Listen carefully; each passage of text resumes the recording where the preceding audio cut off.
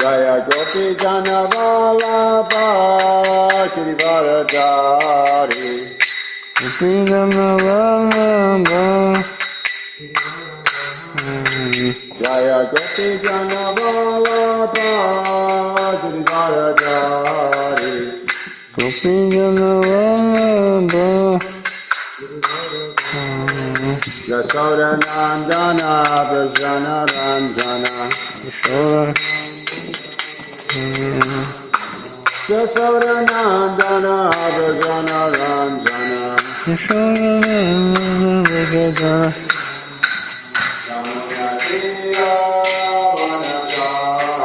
Yamuna Tira Vanacha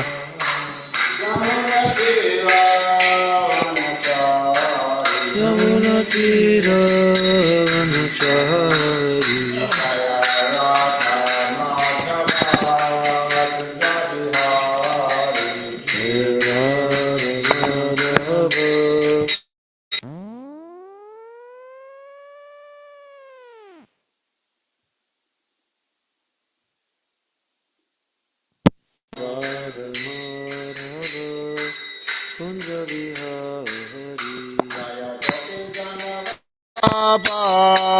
Girivaradari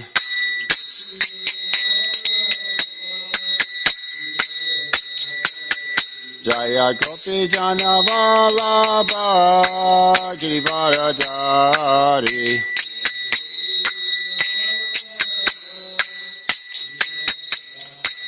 Yasoda Nandana Vrajana Ranjana Yasoda Nandana Vrajana Ranjana Yamuna Tira Manachari Yamuna Tira Manachari Jaya Radha Madhava Kunja Bihari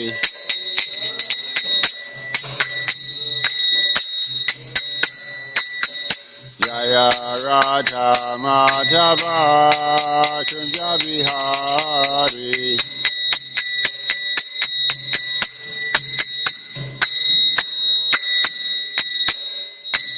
Om Namah Bhagavate Vasudevaya Om Namah Bhagavate Vasudevaya Om Namah Bhagavate Vasudevaya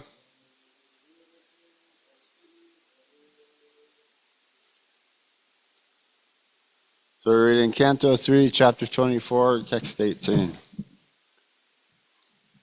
Esa Manavi Te Garbham Pravishta Kaita Bhajatana Avidya Samsaya Grantim Chitva Gam Varishyati Esha Manavite Garbham Pravishta Katapatadana Avidya Samsaya Grantim Chitva Gam Varishyati Esha Manavite Garbham Pravishta Kaitapatardana Avidya Samsaya Grantim Chitvagam Varishishati Esha Manavite Garbham Pravishta Kaitapatardana Avidya Samsaya Grantim Chitvagam Varishishati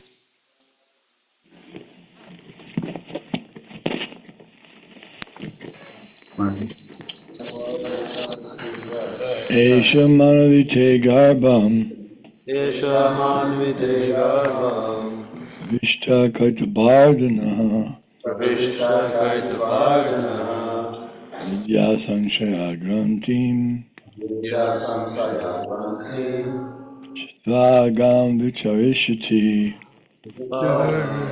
Charishati Esha manavite garbham Esha manvite garbham pravishta kaita bardhanaha Pravishta kaitapardhana avidya samshaya grantim Vidya samsaya grantim chitvagam vicharishyati. Vidvagam parishishati Shamanavite garbham Esha manavite garbham pravishta kaita bardhanaha pravishta kati vardhanaha avidya samshaya grantim avidya samsaya grantim chitpagam vicharishyati chitvagam parishishati. Esha manavite garbham Esha manavite garbham pravishta kaita bardhanaha pravishta kati vardhanaha avidya sanshaya granting avidya samsaya grantim chitvagam vicharishyati. chitvagam parishati.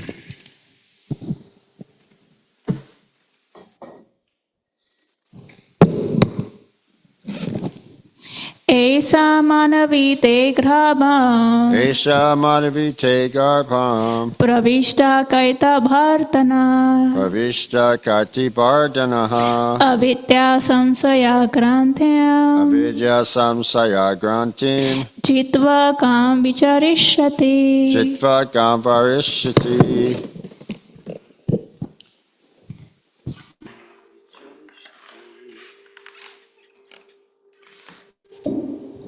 Okay, now we'll chant online. Esha manavite garbham Esha manvite garbham pravishta kaitavardhanaha pravishta kaitapardhana avidya samshaya granthim avidya samsaya grantim chitvagam vicharishyati. chitvagam parishishati.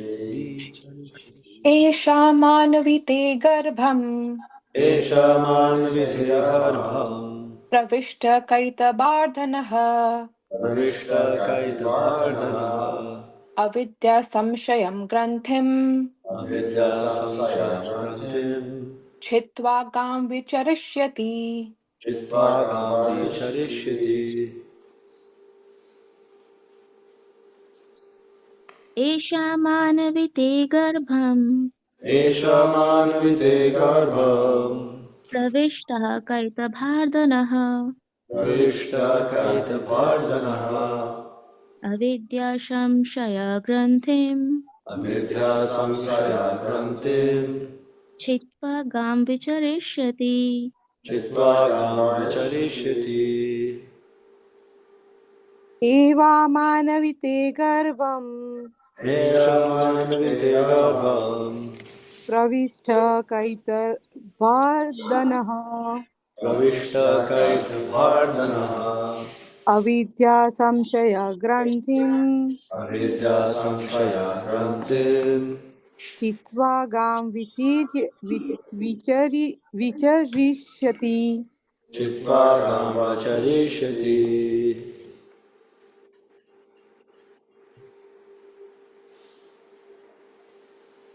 Any other devotees? एषा मानविते गर्भं Esha manvite garbham प्रविष्टकेतभार्दनः vrishta kaitavardhanaha अविद्यासंशयग्रन्थिं avidya samshaya grantim छित्त्वा गां विचरिष्यति chitvagam vicharishyati.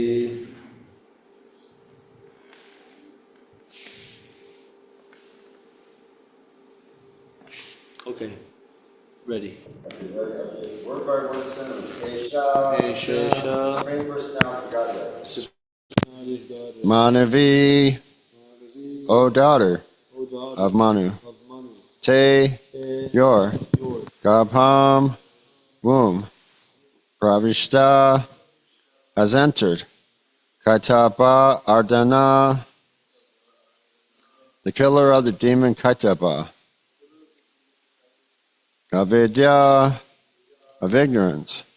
Samsaya, and of doubt. Grantim, the knot. Chitva, cutting off. Gam, the world. Varishati, will travel over. Translation and purport by His Divine Grace, A.C. Bhaktivedanta Swami Srila Prabhupada. Lord Brahma then told Devahuti, my dear daughter of Manu, the same Supreme Personality of Godhead who killed the demon Kaitaba is now within your womb. He will cut off all the knots of your ignorance and doubt.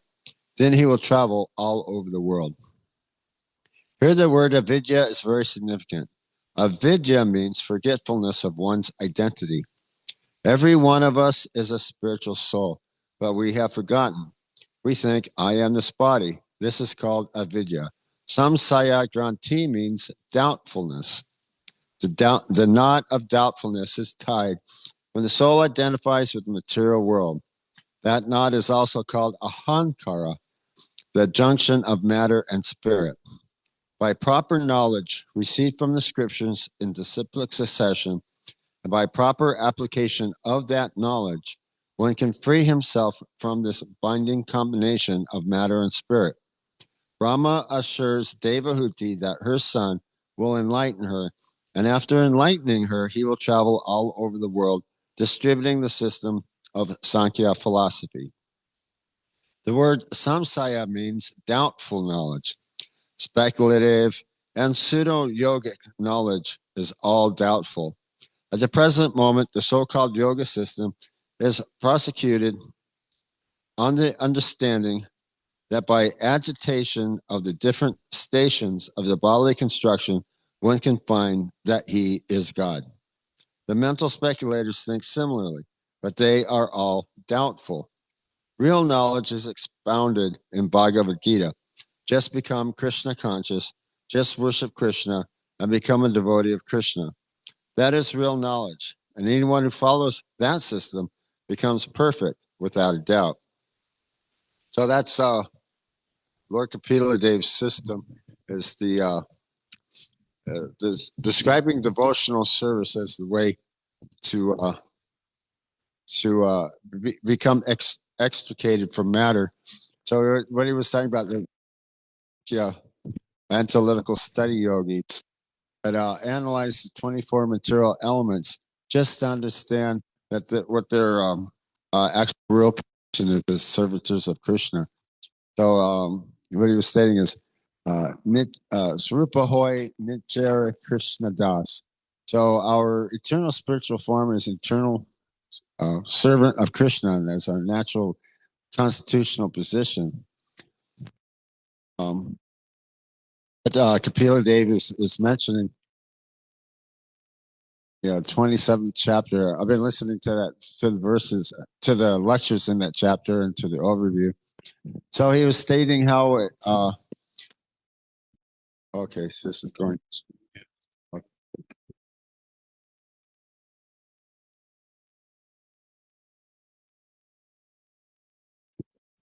In the material elements, just as when the sun is in the sky, the sun's in the sky, but there's a reflection of the sun in the water pots and a reflection of the sun on the wall, but the sun is in the sky. So the Supreme Person of Godhead, his position is fixed, but one can realize or understand Krishna's reflection within the specific material elements. Even within the false ego. So this is what they were talking about, these specific verses, is that there's three phases of consciousness: wakefulness, sleep, and deep sleep. So what he's saying is that due to the false ego, or the identification with the material body and forgetfulness of one's actual real constitutional position as a spiritual soul, part and parcel of Krishna, he becomes devoid of like a person. He becomes devoid and he feels lost, just like a person who has lost all of his wealth and all of his money. All of a sudden, he feels lost. The person he's not lost, he knows where he is, and everybody else knows where he is, right? But he's lost all his money. But he becomes in such a position and confused that he thinks that he is now lost, right? Right? You can just imagine what you'd be doing. Well, basically, that's what happened when the stock market crashed. A lot of people started committing suicide and things like that. They just imagine themselves, things like with somebody else living outside like a dog, going through the trash can, dirt all over them, So that's not a very good life. And so that was the whole process of understanding, picking apart the material elements. So understand that we're a spiritual soul, part parcel of Krishna, and our business is to engage in devotional service.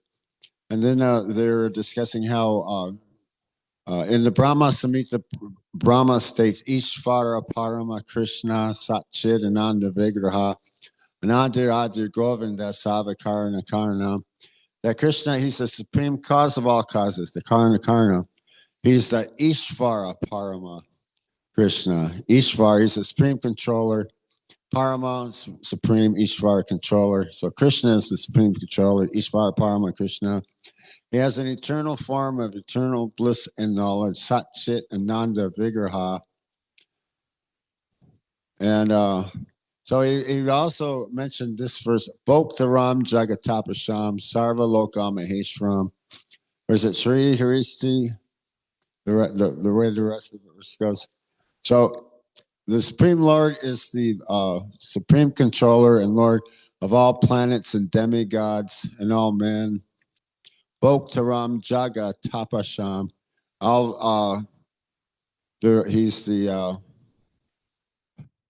He's let's see, for all penances and austerities. He's the Lord of all penances and austerities. Everybody worships him through these practices.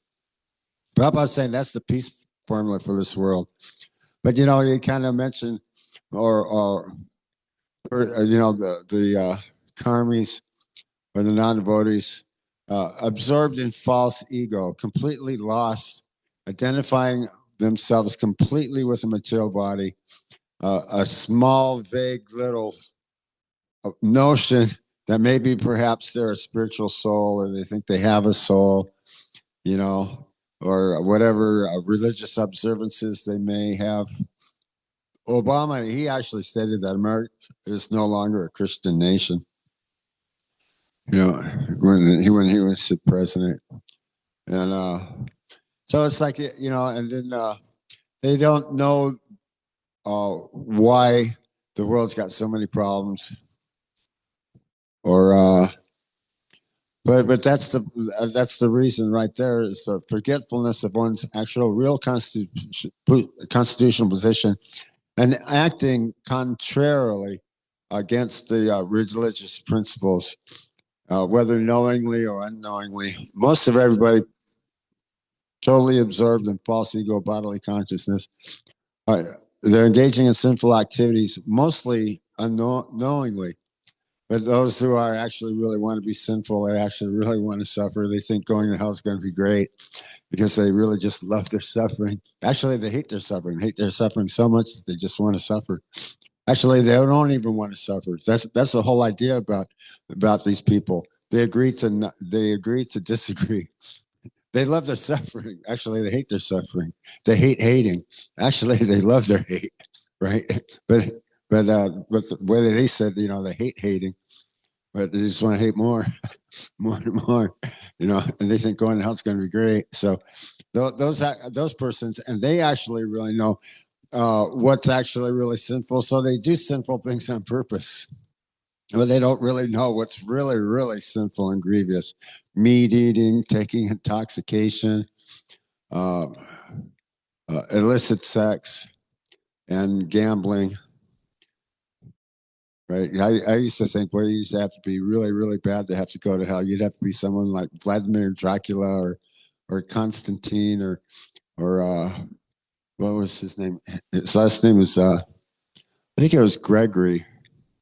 He was emperor of Israel. They all have these torture chambers in their castles where they tortured and maimed people and impaled people out there and stuff, stretched them on their racks and did all kinds of things to them, cut them up into little pieces.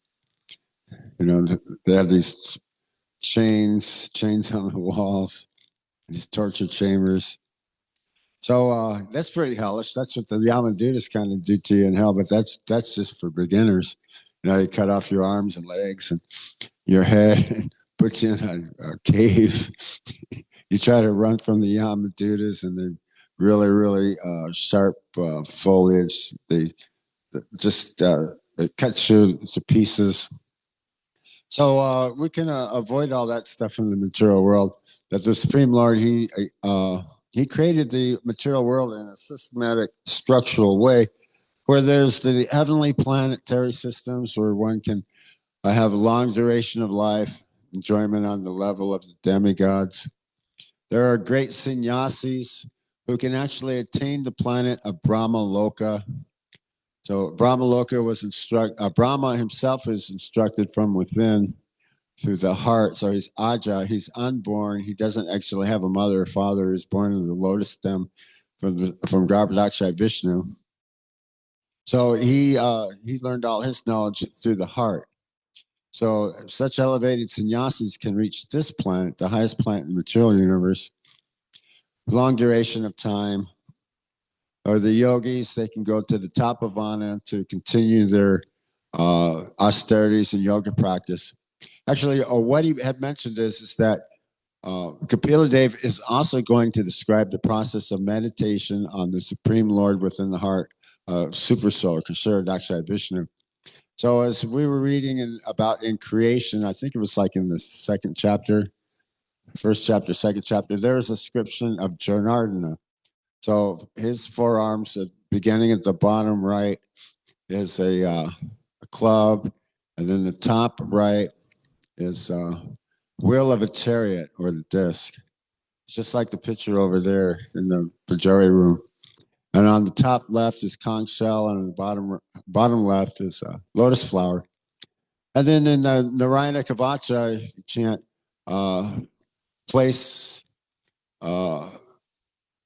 touch 7 places of your body while you chant Om Namo, Narayana Devaya. Om Narayana Devaya, right? So the 7 places, they're like, like your feet, your ankles, your knees, your waist, your chest, your head, top of your head, right? And then place a syllable of Om Nama Bhagavate Narayana Devaya on your knuckles, on your thumb, and the last syllable on the top of your head. Om Namah Bhagavate Narayana Devaya. And then meditate on a 8-petaled lotus flower. It's really easy because you can do 4 this way and then 4 that way. So you got 8, and then you place sun and moon within the whirl of the lotus and fire. And within the fire, meditate on the Supreme Personality of Godhead. He's holding in his bottom right hand a lotus flower, his top right hand a conch shell, his top left hand the disc, Sudarshan chakra disc, and in his lower left hand the club. And to meditate on him wearing yellow silken garments, bright as lightning, wearing a golden or silver girdle, very thin waist, broad chest, very costly ornaments and jewels, his bangles, his bracelets, his rings, wearing like a stuba jewel and earrings shaped like a shark or crocodile, shark-shaped earrings or crocodile earrings, freshly oiled hair, freshly curly oiled hair. That's a feature. He's fresh of youth, and wearing a crown, decked with a peacock's feather and costly gems and jewels. So it begins that, just like in Srimad Bhagavatam, we begin with first canto. So that's the lotus feet of the Supreme Lord. Then the second canto is a little higher, the ankles. And third canto, a little higher, is the shins. Then the fourth canto, the knees. The fifth canto, the thighs. Right? You go higher and higher. The sixth canto, Lord's waist. The seventh canto. So all the way up to the Lord's lotus face, the 10th canto. So the Srimad Bhagavatam is to be studied systematically, but it's the same way as when one comes to meditate on deity. Did you know that when you see Gaura Nitai, when you meditate on deity, start with their lotus feet and just rise a little higher and a little higher and a little higher each time? Well, yeah, we can remember it. It's nice practice, but that's the way to meditate on the deity, starting with this lotus feet. Or you have a question?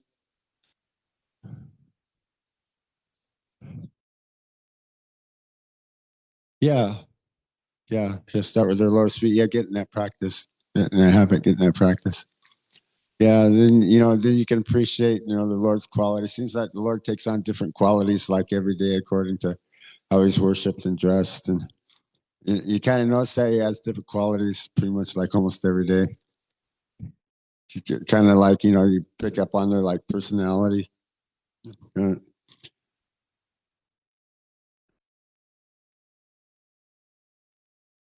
Oh yeah, no, that's something you could have already been noticing already.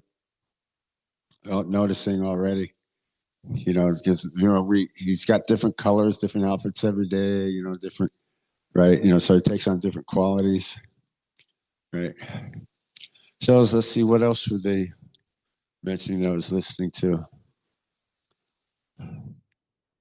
Jai Gaura Nitai Ki Jai.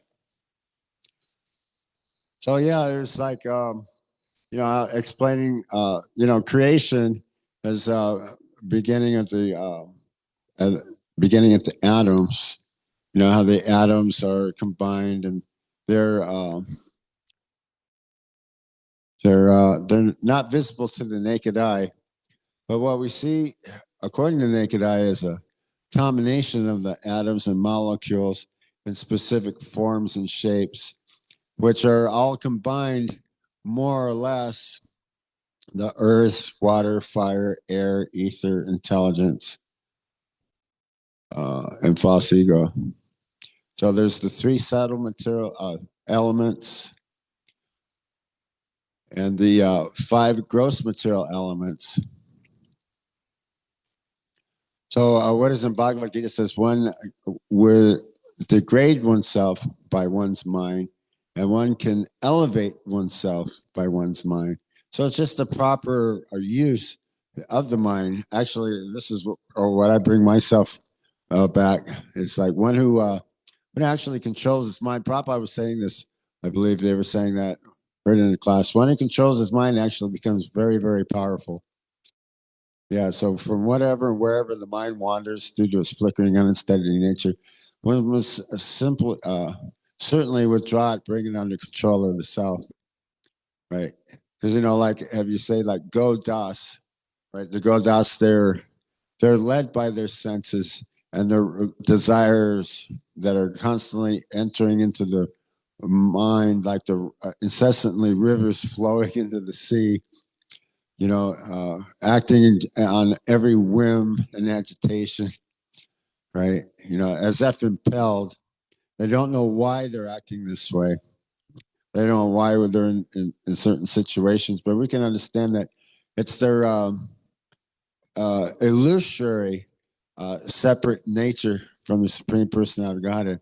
Basically, they're simply an illusion.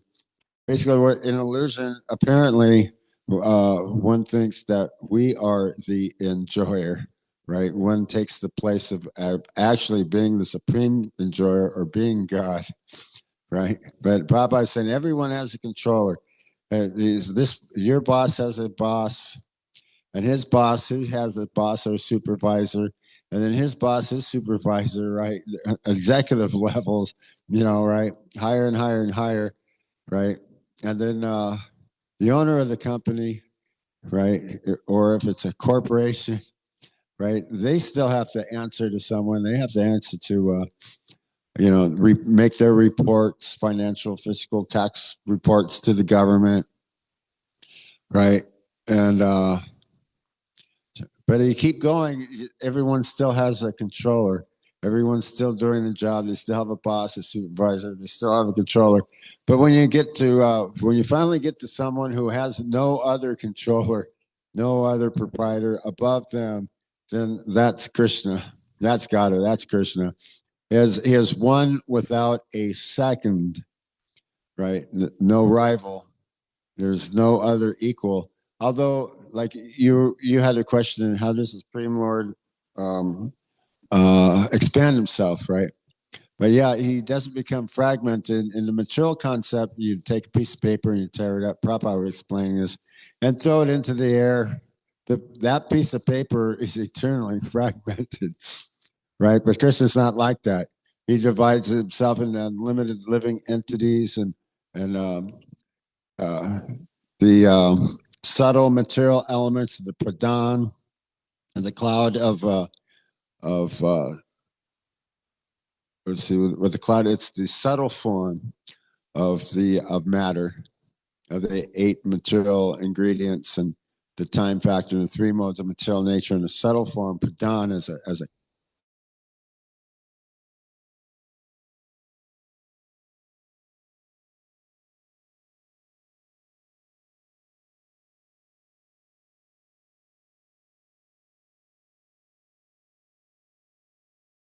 that this is just like when one lights a candle from the original candle flame and continues to light other candles. The quality of the light of the candle is the same, although they are differentiated, different candles that are burning the light, right? But the original quality of the light or the candle is from the original. Yeah, you have a question?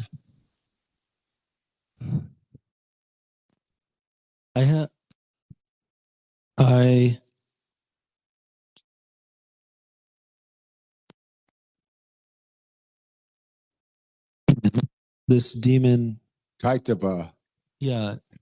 Would you be able to tell something about him? Yeah, I don't know anything about Kaitaba, but they've also mentioned that the Supreme Lord is referred to, like in Bhagavad Gita, as Madhu Sundana, because he's the killer of the Madhu demon, right? And Krishna's addressed many times that way. Oh, killer of Madhu, right?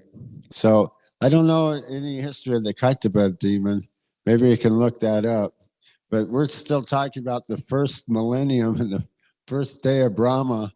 Only Kardama Muni meditated for 10,000 years. So his lifespan is what, 100,000 years? So we're still talking about at least 10,000 years into the beginning of the creation. So we just saw it in print last night. 311 trillion and 40 million years is the duration of Brahma. So we read about the first incarnation mentioned here in Srimad Bhagavatam is Lord Varaha, and he killed Hiranyaksha and Hiranyakashipu. So I was kind of wondering if just exactly what the backstory is with the Kaitaba demon. If this was from a previous creation, a previous millennium, or if this is from the text of the Srimad Bhagavatam of the demigods, You have another question, or?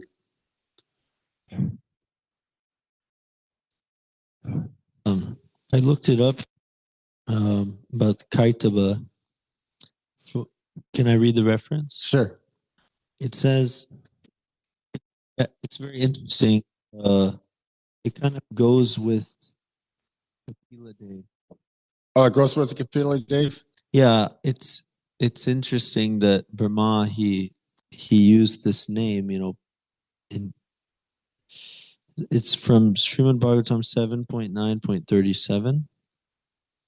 And it states, My dear Lord, when you appeared as Hayagriva with the head of a horse, you killed two demons known as Madhu and Kaitaba, who were full of the modes of passion and ignorance. Then you delivered the Vedic knowledge to Lord Brahma. For this reason, all the great saints accept your forms as transcendental, untinged by material qualities. And I'll read the purport real quick. The Supreme Personality of Godhead in his transcendental form is always ready to give protection to his devotees. As mentioned herein, the Lord, in the form of Hayagriva, killed two demons named Madhu and Kaitaba when they attacked Lord Brahma. Modern demons think that there was no life in the beginning of creation, but from Srimad Bhagavatam we can understand that the first living creature created by the Supreme Personality of Godhead was Lord Brahma, who is full of Vedic understanding.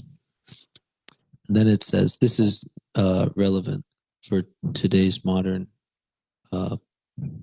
geopolitical climate. Unfortunately, those entrusted with distributing Vedic knowledge, such as the devotees engaged in spreading Krishna consciousness, may sometimes be attacked by demons, but they must rest assured that demonic attacks will not be able to harm them, for the Lord is always prepared to give them protection. Oh, that's very nice. Yeah, because they also mentioned something else also in their review that I was mentioning. Yeah, I listened to it again today. I listened to it yesterday too, and I listened to it before. But he was saying that all of the great learned sages, they all agree on this specific detail. Now, here's his detail. When Hiranyakashipu asked Prahlad, where's your God? I will kill him. Where's your God? And Prahlad Maharaj says, God is everywhere. So then Hiranyakashipu says, is God in this pillar? And he said, yes, God is in the pillar. And he knew that God was in the pillar for sure, because all the great learned sages on this specific aspect, they all agree that Lord Nrsingadev, he peeked out of the pillar at Prahlad Maharaj just to show his devotee that actually he is everywhere and he is within the pillar. So then when Hiranyakashipu attacked to try to break the pillar, the Lord emerged from the pillar and killed Hiranyakashipu. Yeah, so there's a little detail that the Lord, he peeked at Prahlad Maharaj from outside of the pillar. Yeah, just to show Prahlad that he's here. So that's a good point. Since we're talking about killing demons, Kaitaba and Madhu, maybe that's why they were mentioning that verse in Bhagavad Gita, the Madhu demon. You know, but a lot of times the Lord is addressed in this way, killer of a specific demon. Do you have a question?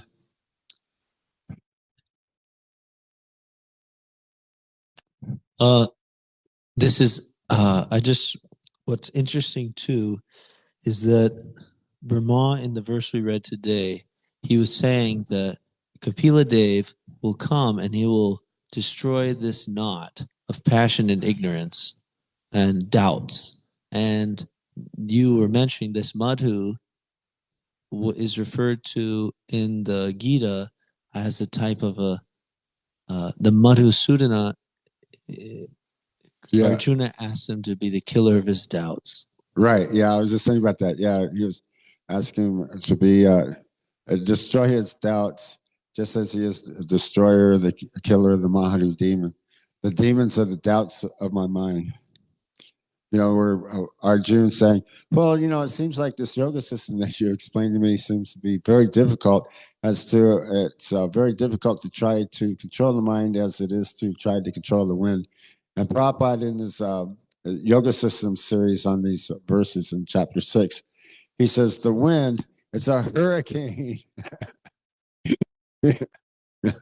Like that's an onslaught of Maya, a completely uncontrolled, unbridled mind. And we're trying to control it, and it just goes everywhere like a hurricane. So it's really subtle. Can't see the mind, you can't feel the mind, and it's like acting and doing its thing. But then that's what they're talking about, is that from the intellectual point of view, under certain circumstances, the very same thing that the mind just rejected is accepting again under other circumstances. So the bridal fickle mind, the subtle body, identification of the self, the ahankara. Near mama, near ahankara. And Prabhupada says, explains these words in Bhagavad Gita. Near mama, this is not me and nothing is mine. Near mama, near ahankara. He says, I'm Krishna's and everything belongs to Krishna. Devoid of false proprietorship over anything, non-possessiveness, tolerant, humble, engaging in one's service, control of the senses and the mind, practicing austerities and the instruction of the spiritual master, and studying the scriptures such as Bhagavad Gita and Srimad Bhagavatam, Sri Chaitanya Charitamrita. Are there any other questions or comments? Maybe we can end class there. Okay, Srimad Bhagavatam class ki jai. Hare Krishna.